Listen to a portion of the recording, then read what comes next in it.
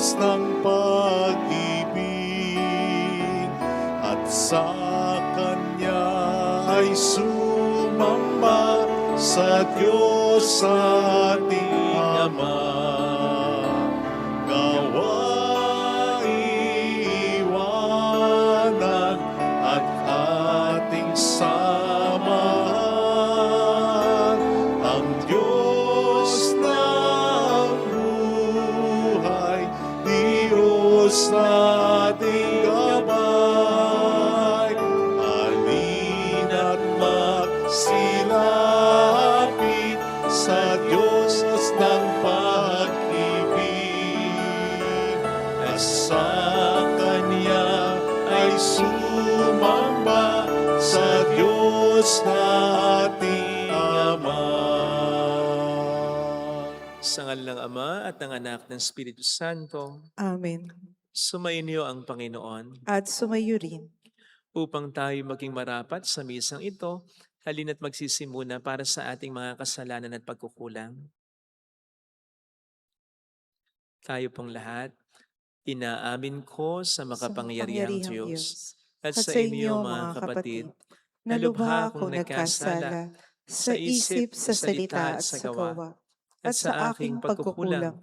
Kaya sinasamo ko sa mahal na Birheng Maria, sa lahat ng mga anghel at mga banal, at sa inyo mga kapatid, na ako'y panalangin sa Panginoong ating Diyos. Kaawaan tayo na mapagmahal na Diyos, patawarin sa ating mga sala, at patnubayan hanggang sa buhay na walang hanggan. Amen. Panginoon, kaawaan mo kami. Panginoon, kaawaan mo kami. Kristo, kaawaan mo kami. Kristo, kaawaan mo kami. Panginoon, kaawaan mo kami. Panginoon, kaawaan mo kami. Yumuko tayo, maaaring ibulong sa Panginoon ang ating intensyon. Dasal natin ang mga may sakit, mga nag-aalaga sa kanila, ang mga OFW, ang mga may pinagdaraanan ngayon sa buhay. Manalangin tayo. Ama naming makapangyarihan, tunghayan mo kaming pawang may kahinaan, at upang kami maipagsanggalang, iabot mo sa amin ang iyong kanang kamay sa pamamagitan ni Jesucristo, kasama ng Espiritu Santo magpa sa walang hanggan. Amen.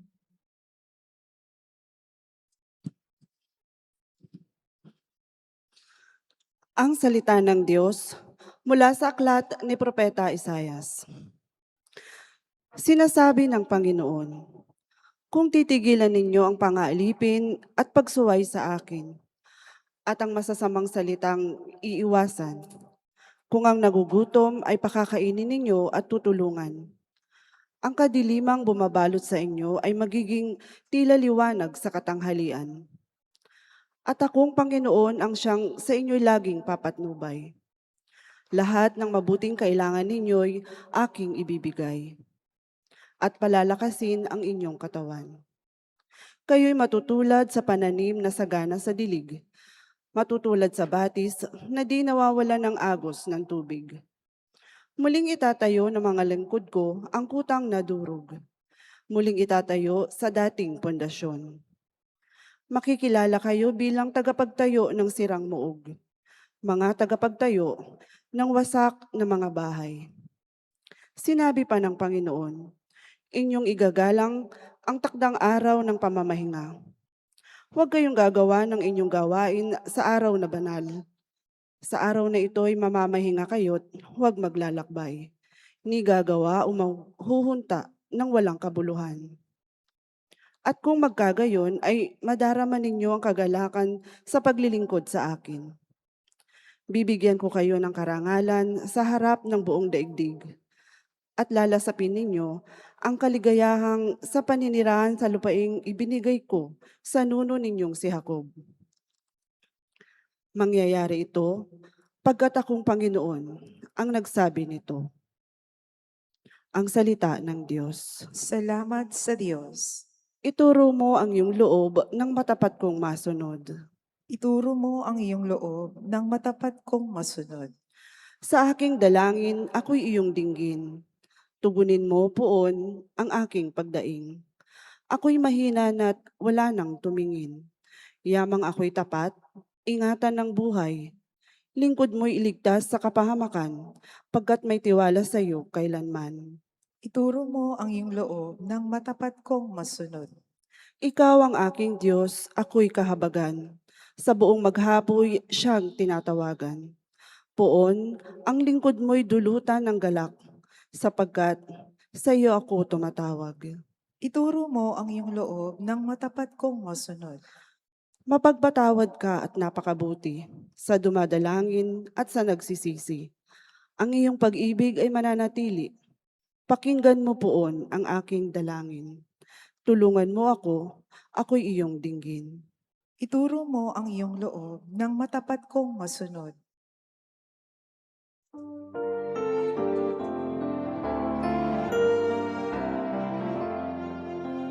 Di ba't sadyang may kapwa ang sarili, dapat haina ng pagsisilbi at mamangha, ligaya'y dadalisay, pagsakap at buhay mo ay naalay. Bawat galing gamitin sa paglingap, laging damhin kung may naghihirap, at tandaan kanyang pagmamahalan, unang-unang atas ng kabanalan.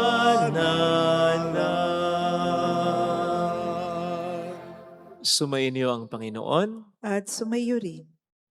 Ang mabuting balita po ng Panginoon ayon kay San Lucas. Papuri sa iyo, Panginoon. Noong panahong iyon, nakita ni Jesus ang isang publikano, nagngangalang Levi. Nakaupo siya sa paningilan ng buwis. Sinabi sa kanya ni Jesus, "Sumunod ka sa akin." Tumindig si Levi, iniwan ang lahat at sumunod kay Jesus. Si Jesus ay hinandugan ni Levi ng isang malaking piging sa kaniyang bahay. Nakasalo niya roon ang mga publikano at iba pang mga tao. Nagbulong-bulungan ang mga Pariseo at ang kanilang mga kasamang eskriba. Sinabi nila sa mga alagad ni Jesus, "Bakit kayo kumakain at umiinom nakasalo ng mga publikano at ng mga makasalanan?"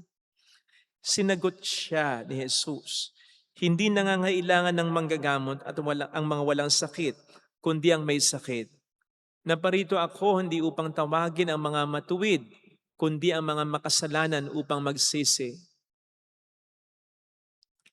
Mga kapatid, ang mabuting balita ng Panginoon. Pinupuri ka namin, Panginoong Hesukristo. Welcome sa Our Lady of Lazaret Quasay Parish, kung saan ayos lang pong umiyak. Samahan tayo ng mahal na ina sa pag-iyak at sa pagdarasal upang maging maayos ang lahat. Is God's love truly unconditional?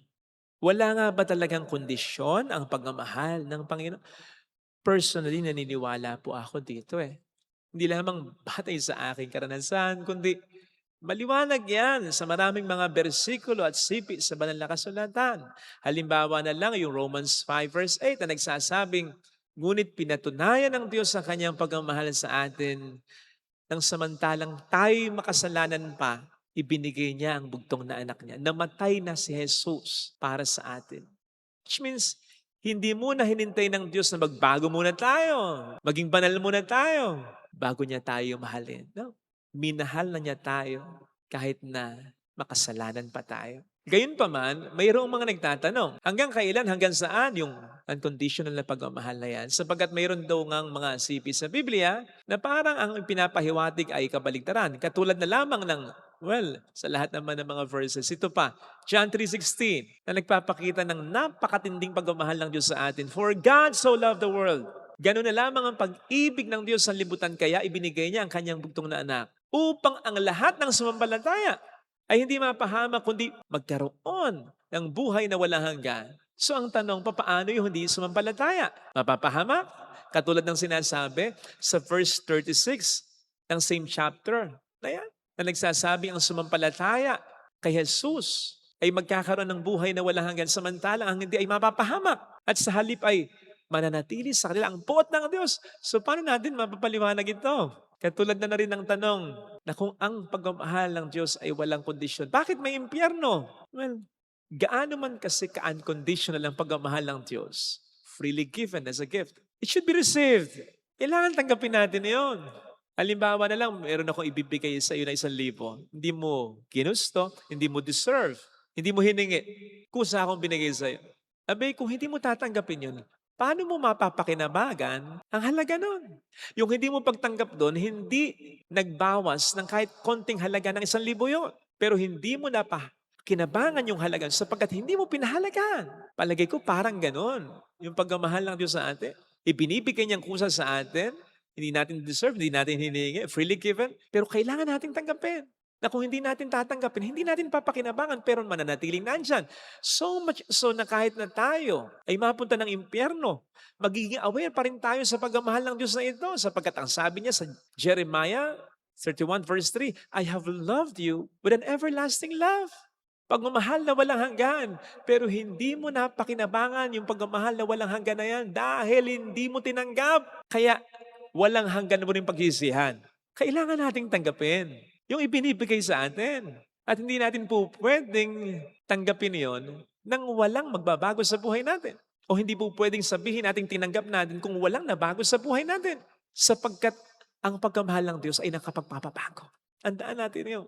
In as much as mahal man tayo ng Diyos, sino man tayo, sobra niya tayong mahal para iwan sa kalagayang hindi makatutulong sa atin. Sa Ingles, mas magandang pakinggan. God loves us unconditionally. God loves us as we are. But He loves us so much to leave us where we are. Mahal tayo ng Diyos, sino man tayo.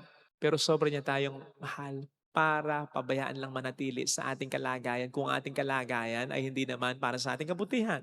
Matutuwa ka bang nananatili sa kapahamakan, sa kasamaan, sa kasalanan, sa sitwasyong hindi nakabubuti sa Kanya, ang taong minamahal mo? Hindi, di ba? Kasi mahal mo siya. Ang gusto mo ay kabutihan niya. Yan po ang pinapahiwating ng Diyos sa ating mga pagbasa, sa ating unang pagbasa. Parang sinasabi niya sa atin yung sinabi niya dati sa mga Israelita. Kung hindi niyo gagawin ito, kung hindi kayo magbabago, kung hindi kayo susunod sa mga utos ko, walang magandang mangyayari sa inyo.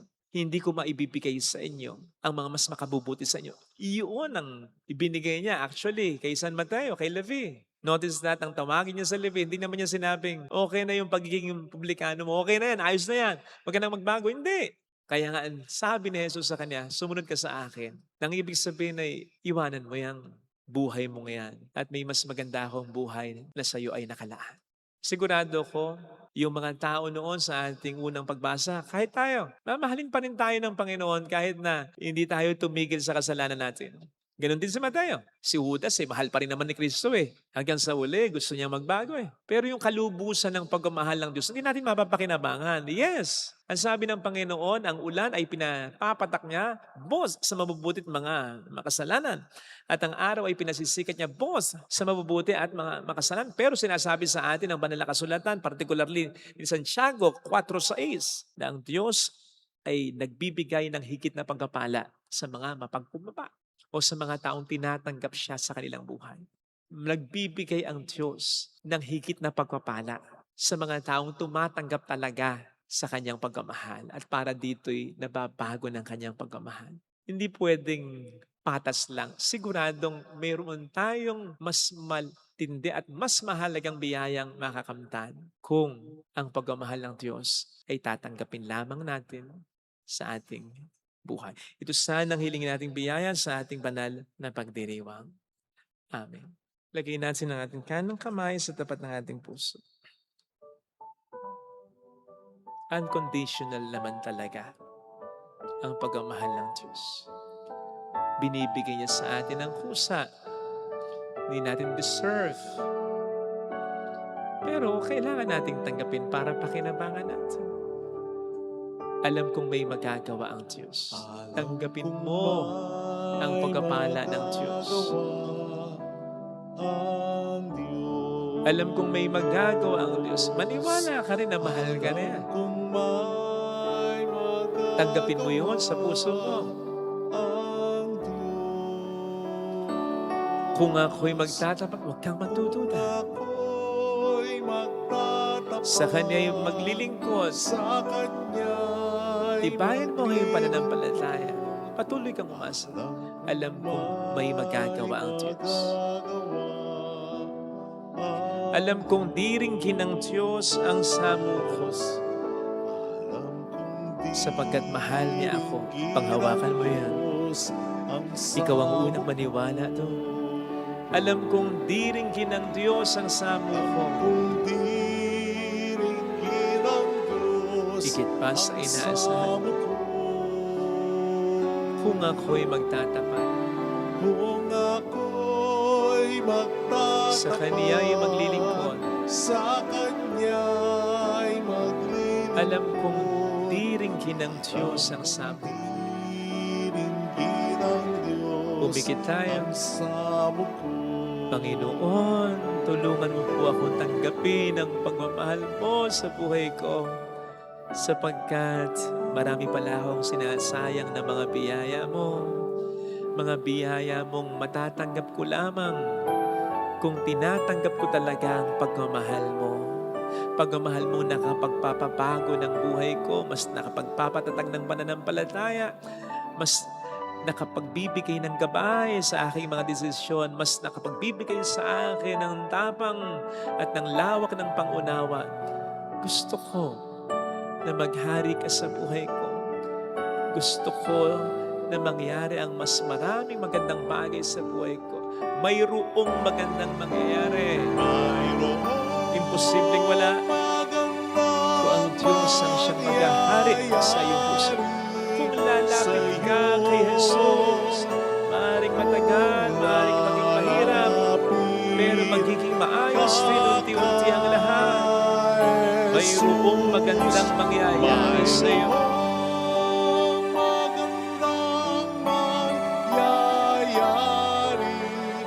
Kung lalapit kay Jesus, Kung lalapit kay Jesus. papuri sa Ama at sa Anak sa Espiritu Santo. Kapara ng sa unang-una, ngayon, magpakailanman at magpasawalang hanggan. Amen.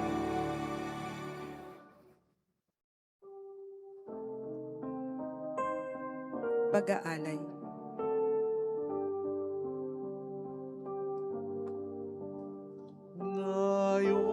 Ngayon sa iyong harapan,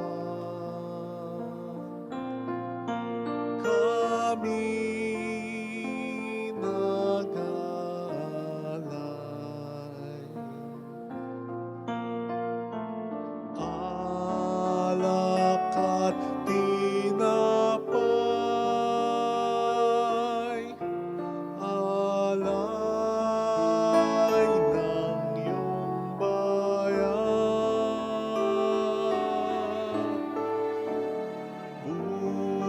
Buhay pagmamahal,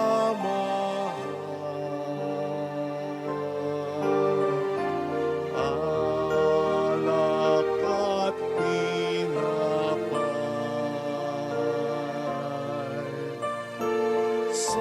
Sana'y tanggapin mo,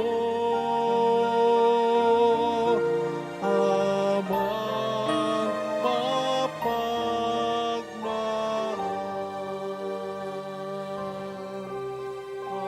Amang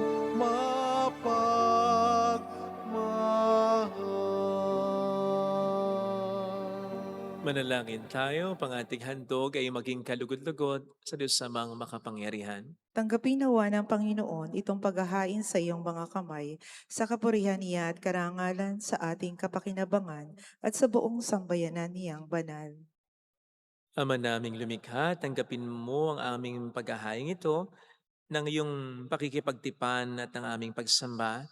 Maganap nawa ito sa ikapagpapatawad ng mga kasalanan at sa ikapagpapahayag ng aming utang na loob sa iyong pagmamahal. Sa pamamagitan ni Jesucristo, kasama ang Espiritu Santo, magpa sa walang hanggan. Amen. Sumainyo ang Panginoon. At sumayo rin, Itaas sa Diyos ang inyong puso at diwa. itinaas na namin sa Panginoon. Pasalamatan ng Panginoong ating Diyos. Marapat na siya ay pasalamatan. Ama naming makapangyarihan, tunay ngang marapat na ikaw ay pasalamatan sa pamamagitan ni Jesucristo na aming Panginoon. Binibigyan mo kami ng bagong pagkakataon upang ganapin ang paghahanda ngayon para sa pagdiriwang ng muling pagkabuhay. Kaysa ng iyong anak na minamahal aming inilalaan panahon talino tiyaman para ganapin ang iyong kalooban ng kapwa-tao'y lubos na damayan sa pagdiriwang namin sa aming pagsilang bilang mga kaanib ng iyong sambayanan. Kami iyong pinagkakamit ng katayo ang ganap sa pagtatangkilik. Kaya kaisa ng mga anghel na nagsisiawit ng papuri sa iyo ng walang humpay sa kalangitan, kami nagbubunyi sa iyong kadakilaan. Santo, Santo, Santong Panginoong Diyos na mga hukbo, napupuno ang langit at lupa ng kadakilaan mo, o sana sa kaitaasan. Pinagpala ang naparirito sa ngalan ng Panginoon, o sana sa kaitaasan. Ama naming banal, ikaw ang bukhal ng tanang kabanalan. Kaya't sa pamamagitan ng iyong Espiritu gawin mong banal, ang mga kaloob na ito, ang para sa amin, ay maging katawan at dugo ng aming Panginoong Hesukristo. Bago niya pinagtiis ang kusang loob na maging handog, kinawakan niya ang tinapay, pinasalamatan kaniya, pinagkati-hati niya iyon. Iniabot sa kaniyang mga alagad at sinabi, tanggapin ninyong lahat ito at kanin. Ito ang aking katawan na ihahandog para sa inyo.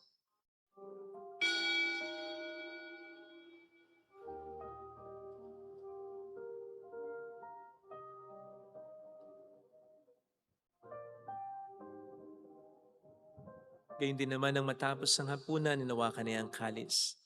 Muli kaniyang pinasalamatan. Iniabot niya ang kalis sa kaniyang mga alagad at sinabi, tanggapin ninyong lahat ito at inumin. Ito ang kalis ng aking dugo ng bago't walang hanggang tipan. Ang aking dugo na ibubuhos para sa inyo at para sa lahat. Sa ikapagkapatawad ng mga kasalanan, gawin niyo ito sa pag-alala sa akin.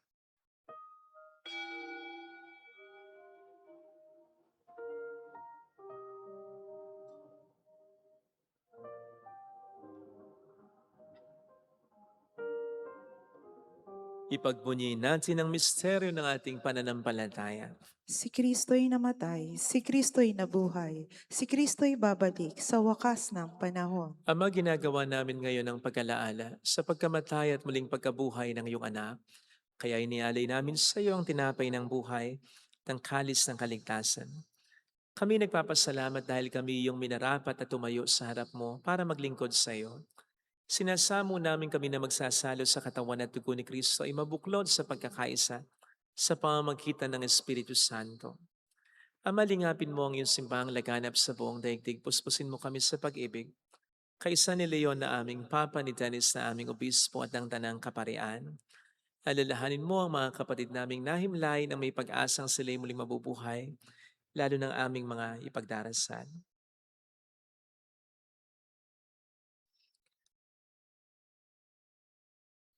Kaawaan mo sila at patuloyin sa iyong kaliwanagan. Kaawaan mo at paging tapatin kaming lahat na makasalo sa iyong buhay na walang wakas. Kaysa ang mahal na birhen ng Lasalet, ang ina ng Diyos, San Jose ang kabiyak ng kanyang puso, lahat ng mga banal na namuhay dito sa daigdig ng kalugod-lugod sa iyo. May pagdiwang naman namin ang pagpupuri sa ikararangal mo sa pamamagitan ng iyong anak na aming Panginoong Hesukristo. Sa pamamagitan ni Kristo, kasama niya at sa Kanya, ang lahat ng parangal papuri ay sa iyo, Diyos amang makapangyarihan, kasama ang Espiritu Santo magpasawalang hanggan.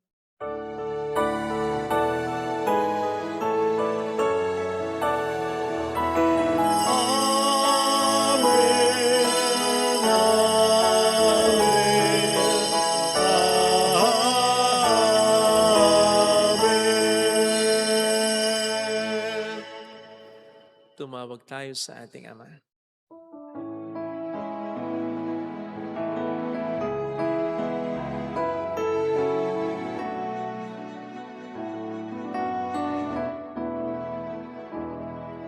Ama namin, sumasalangit ka. sambahin ang ngalan mo. mapasa amin ang kaharian mo. Sundin ang loob mo dito sa lupa para nang sa langit.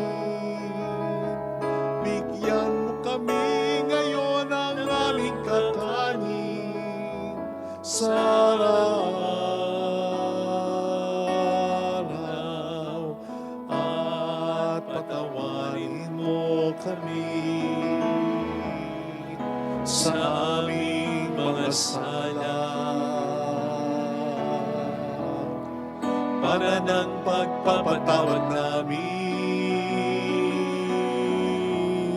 sa nagkakasala sa amin.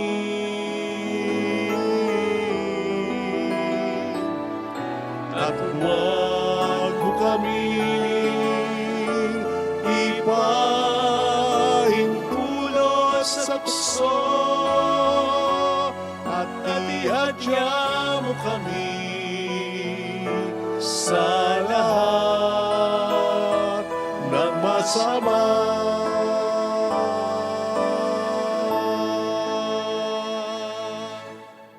Niling namin kami adya sa lahat ng masama, pagkalooban ng kapayapaan araw-araw, iligtas sa kasalanan, samantalang aming pinaghahandaan ang dakilang araw ng pagkapahayag ng tagapagligtas naming si Heso Kristo. Sapagkat iyo ang karian, ang kapangyarihan at ang kapurihan, magpakailanman. Amen. Panginoong Heso Kristo, sinabi mo noon, sinasabi mo rin sa amin ngayon, kapayapaan ang iniiwan ko sa inyo, ang aking kapayapaan ang binibigay ko. Tunghayan mo ang aming pananampalataya, huwag ang aming pagkakasala. Pagkalooban mo kami ng kapayapaan at pagkakaisa ayon sa iyong kalooban. Kasama ang Espiritu Santo magpa sa walang hanggan. Amen. Ang kapayapaan ng Panginoon ay sumainyo nawang lahat. At sumayo rin. Magbigayan tayo ng kapayapaan sa isa't isa. Kapayapaan po. Kordero ng Diyos na nag-aalis ng mga kasalanan ng sanlibutan, maawa ka sa amin. Kordero ng Diyos na nag-aalis ng mga kasalanan ng sanlibutan, maawa ka sa amin. Kordero ng Diyos na nag-aalis ng mga kasalanan ng sanlibutan, ipagkaloob mo sa amin ang kapayapaan.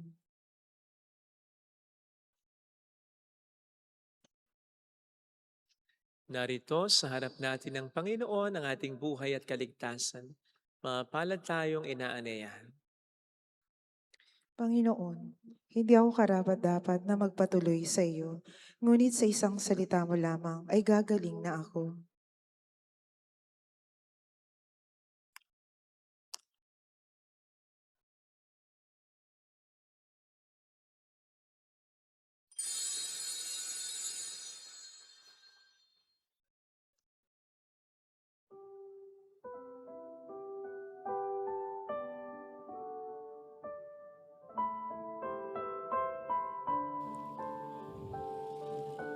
Panalangin para sa espiritual na pakikinabang.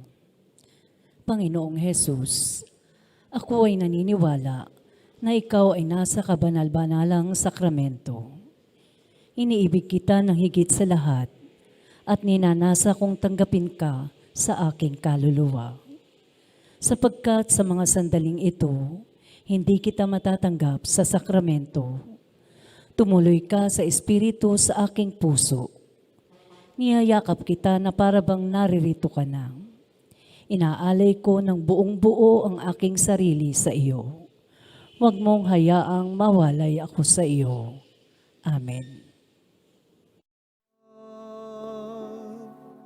Ngunit kayo po ng puso kong ito, sadya kitang nalimot sa salay na lugmok. Gayunpaman katulad ko'y inibig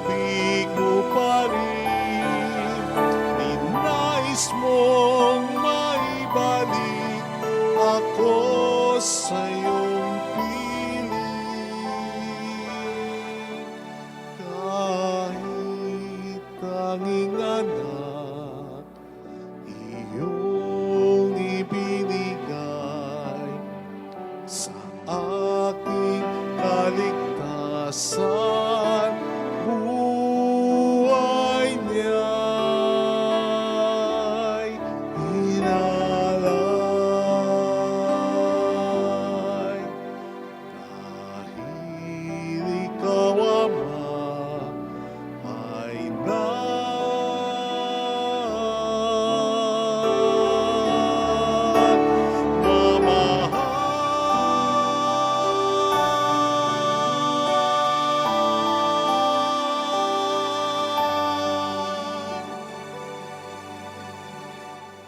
Manalangin tayo.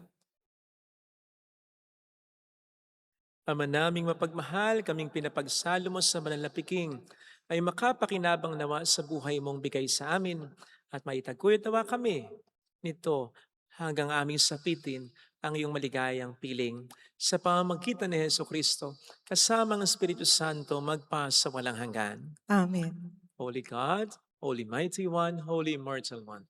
Have mercy on us and on the whole world. Holy God, Holy Mighty One, Holy Immortal One. Have mercy on us and on the whole world. Holy God, Holy Mighty One, Holy Immortal One. Have mercy on us and on the whole world. Jesus, King of Mercy. We trust in you. Alalahanin.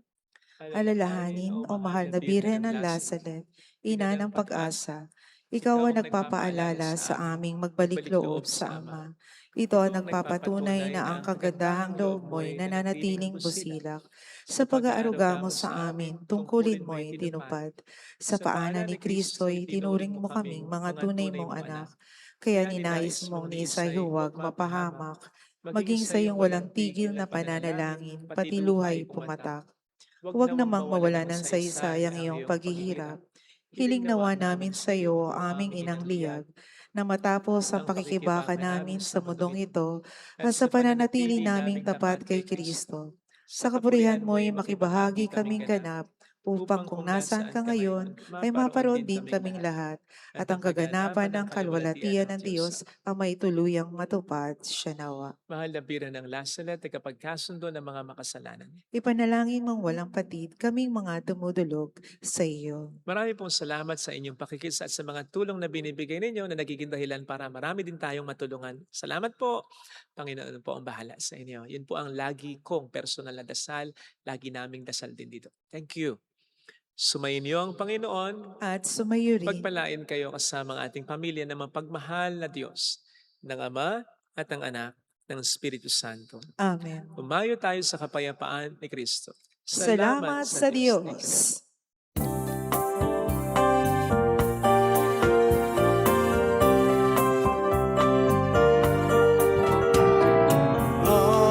aming iniaalay ang pag-ibig na walang kapantay. O kay sarap mabuhay kung may nagmamahal, pagmamahal na tunay at laging nalisay. Ang Birhen kong umibig ay walang sintamis, pagsintang sakdalinis